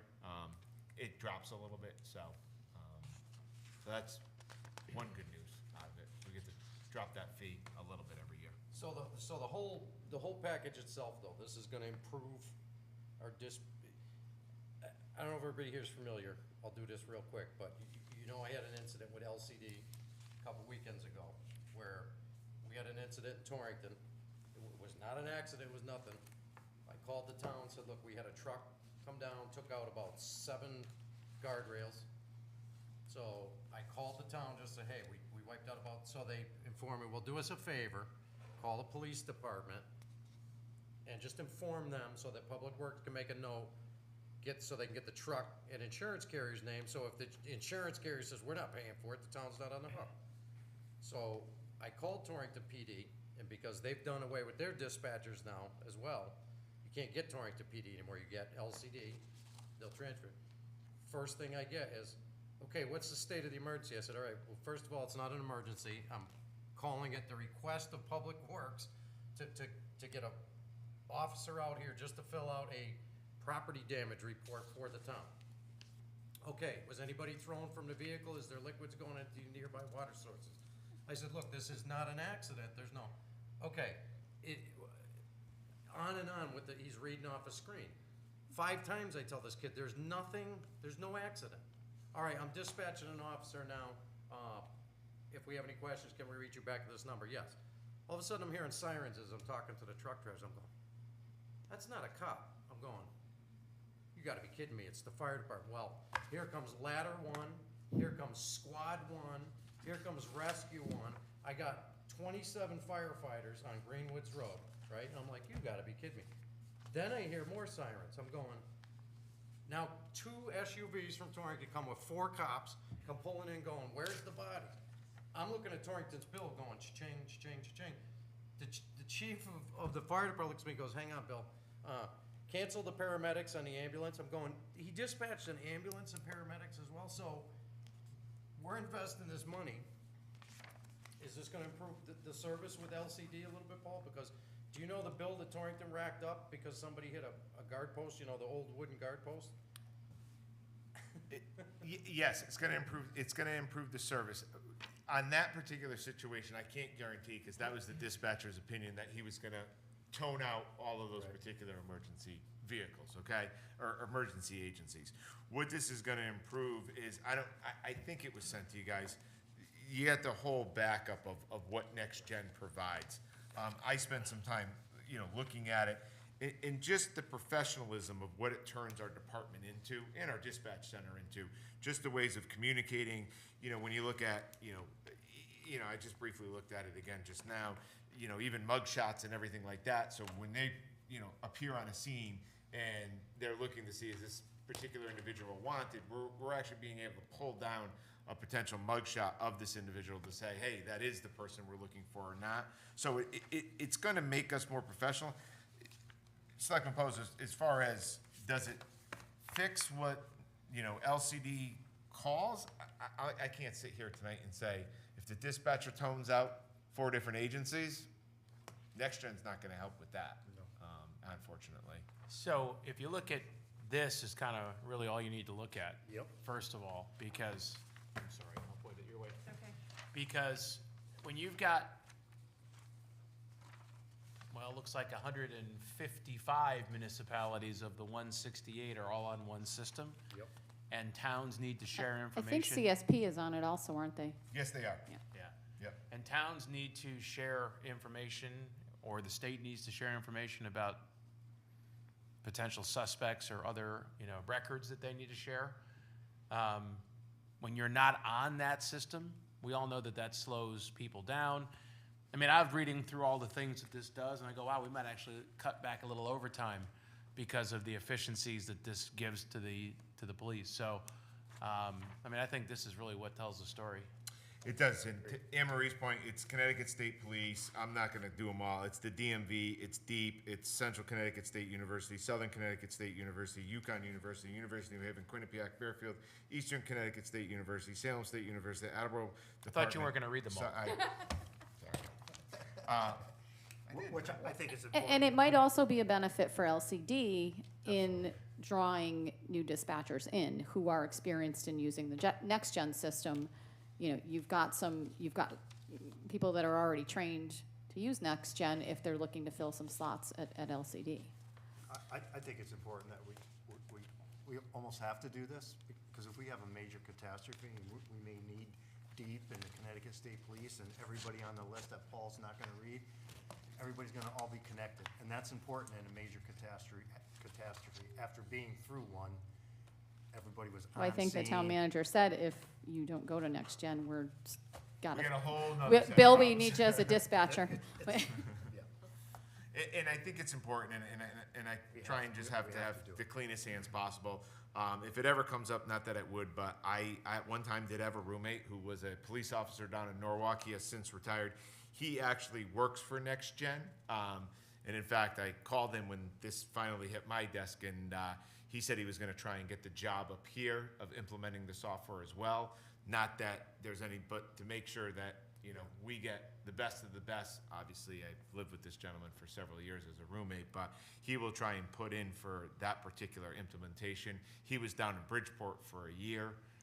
When Bridgeport rolled out this software, he was stationed, actually, NextGen literally puts an individual in the dispatch center when they go live with this. So everybody, it's not get into a queue and wait for somebody to answer the call. No, you have a live individual in the bullpen with you, making sure that you know exactly how this software is supposed to work and get all your questions answered. Yep. So. Any other questions? We have a motion? What does the motion have to say? I'll make the motion to proceed with this, To authorize the town manager. to authorize the town manager. The town manager to Thank you. sign the NextGen contract and to earmark, so now comes dollars, right? You're at 270, you're at 273,049, right? So let's do math. 273,049. I don't care about 31 cents. If we do 15,000 out of asset forfeiture, so to earmark $258,049 out of the surplus revenue of the 24 fiscal budget. Anne Marie, how is that? Does that work? That work for you? In the 26 capital budget. And Lauren, you have all that down? Fiscal '24. I think you're just committing the surplus funds for the project. Yes, please. Okay. I And then I can put it in the 26. Yeah, you're Yep. fine. Yep. I'll make that motion. Second.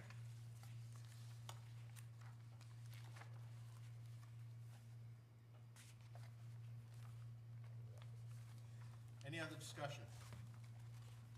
All in favor? Unanimous? Thank you. I'll get this going immediately. Thanks, Anne Marie. Thank you, Anne Marie. Thank you, Anne Marie. They'll all be happy because they were talking about this when I was in Plymouth. It's been that long that they've been talking about next gen. It's 2022? It's been, Yeah. no. Well, even before Even that. before that. Yeah. Yeah, it's been before that. It's probably a year before that. We're like the only one that hasn't yet.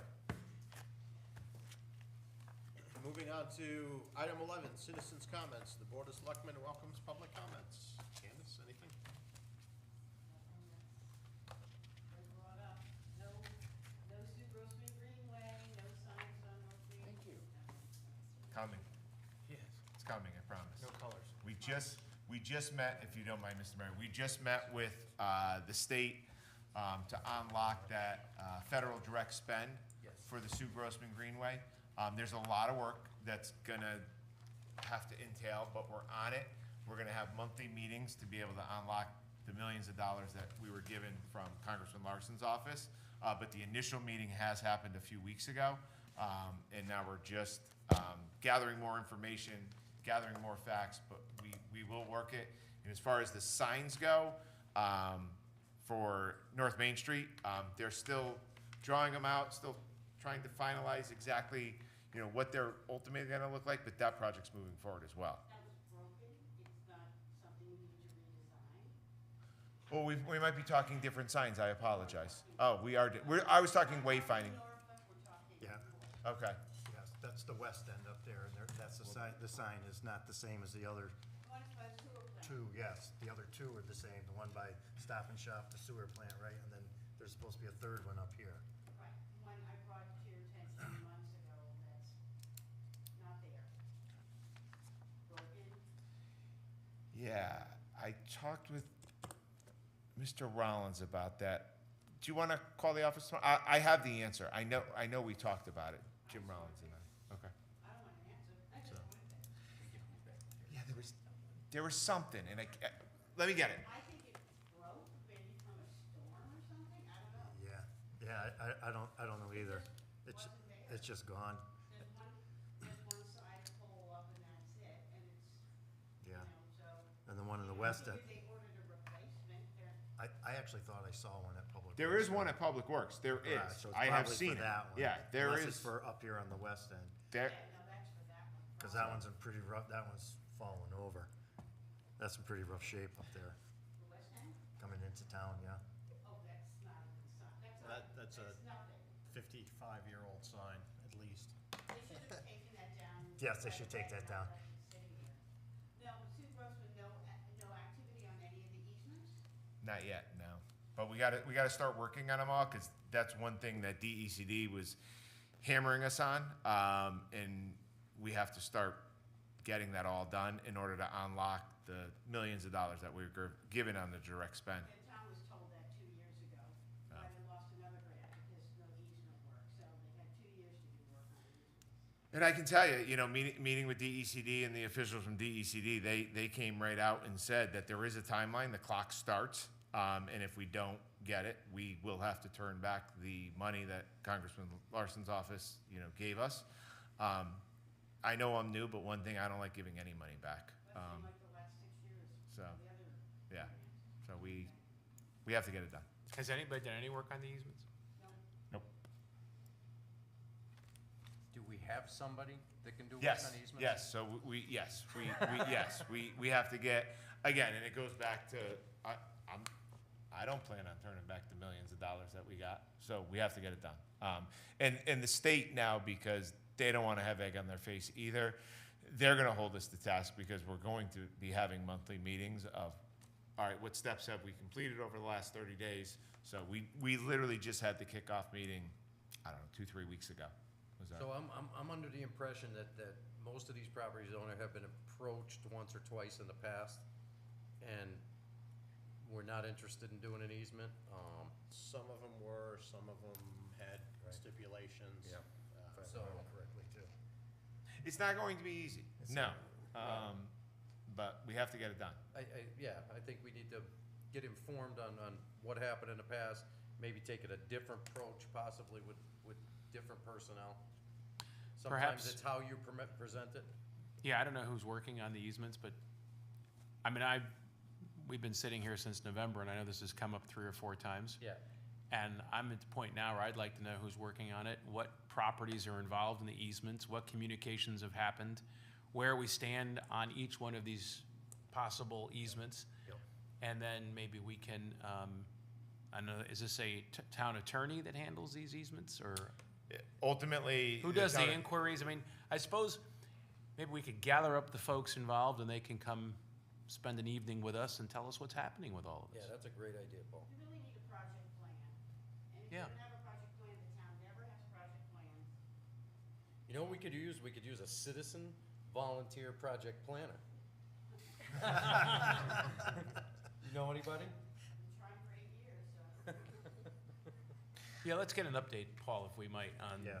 on this It's project. got 3 stars on my notebook. I like so that. You know what that So means. And I didn't ask for it for tomorrow. You did?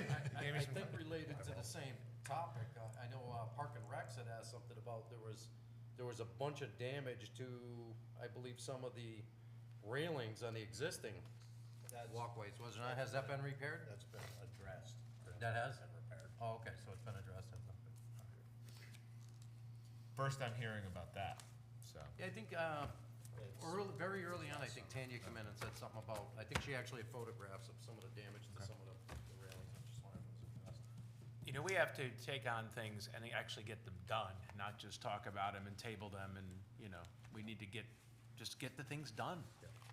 Create the, I mean, that's why Let me get an update on those railings we too. move forward on a couple of things tonight, just because we gotta get stuff done. Yes, I agree. I don't wanna say they are done, but I can tell you that in my short period, I have not heard anything about railings. Okay.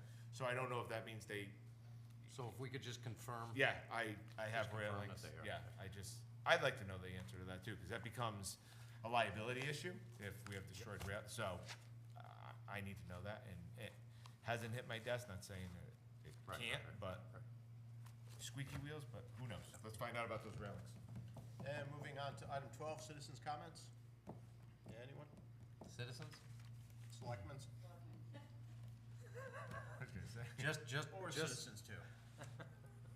Just a quick one, Paul, you and I had a conversation about, Park and Rec and the upcoming Fireman's Carnival. Yep. Have you had a chance to have a conversation with Tanya and the chief regarding the use of the fields? Because last year, there was quite a bit of damage to that field. Fire department refused to cover it, stuck it on Park and Recs. There was damage to the irrigation systems. There was no contract in place, no insurance.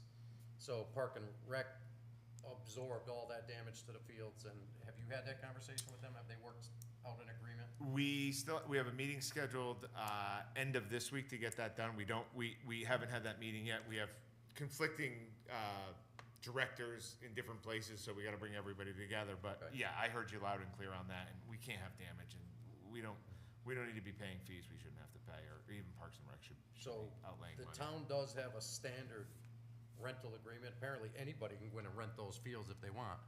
But you actually sign a rental agreement, you purchase insurance.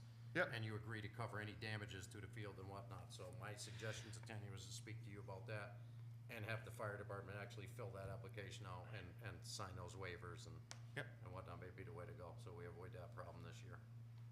Completely agree. Anyone else? Yep, I do. I want to thank whoever came out and voted for the lead service line that passed, which was mandated by the state.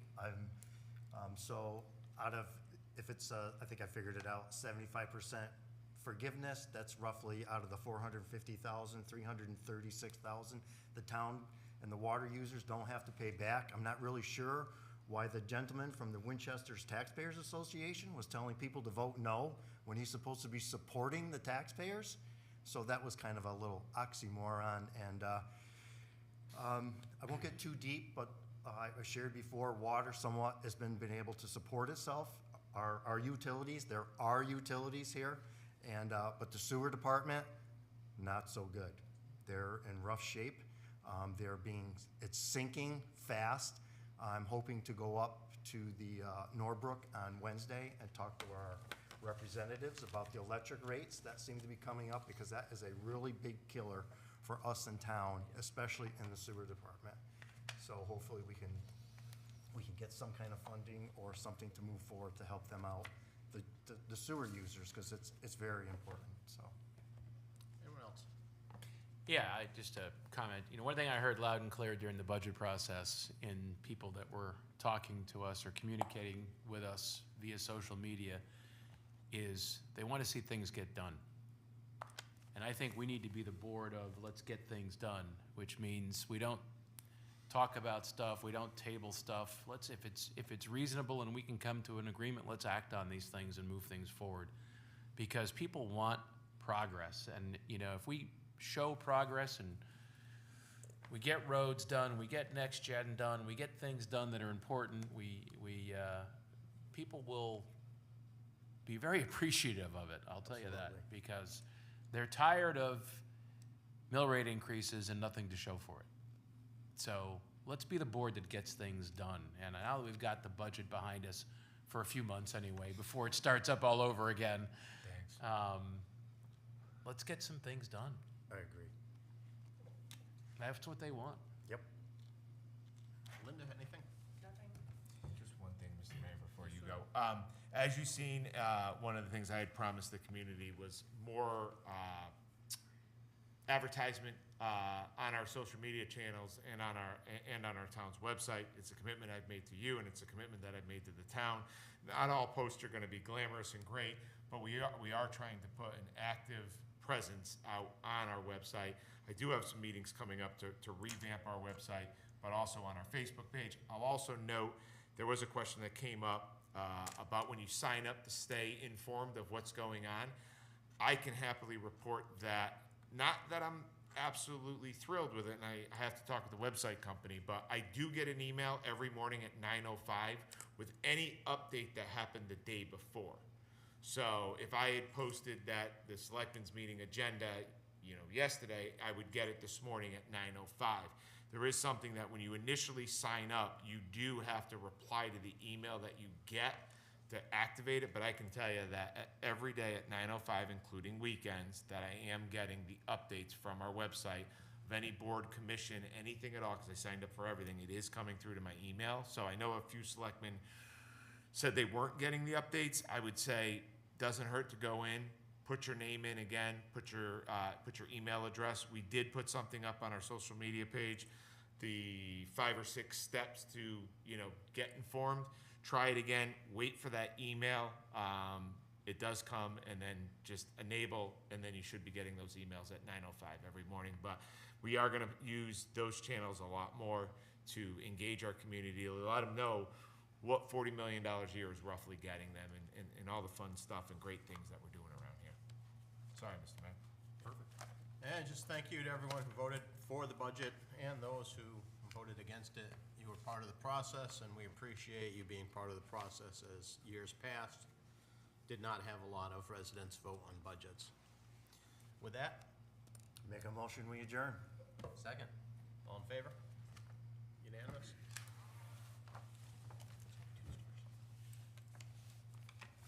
It's 3 for the Sue Grossman Trail. It's the Winstead sign that's broke, it's 2 stars. Oh, those are stars. These are 3, and the Winstead sign that's broken gets 2. 3 and 2. They're making fun of my stars. Because the broken sign got 2, but the Grossman Trail